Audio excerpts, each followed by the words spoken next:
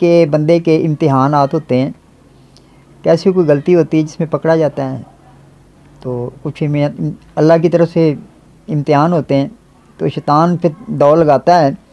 जैसे हज़रत अय्यूब अलैहिस्सलाम बीमार है 18 साल, तो बीबी रहमा जा रही है, रास्ते में शैतान मिला, बीबी तेरे घर वाला बीमार है ना? जी बाबा जी।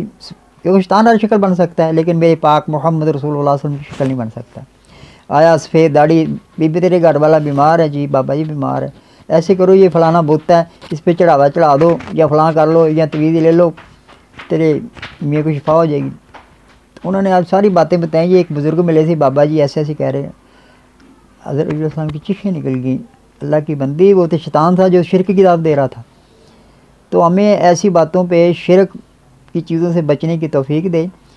तो शैतान तो इसलिए हाँ, मेरे पास आज तक चंगड़ी दम नहीं कराने आई। जितनी आई बच्ची कुरान की हाफ़िज़ा, आलमा और पढ़े लिखे घराने आते हैं, तो ये सवाल करते हैं कि कारी साहब हम तो इतना पढ़ते हैं, ये करते हैं, वो करते हैं, इतना, फिर भी हमारे पास ऐसे क्यों होता है?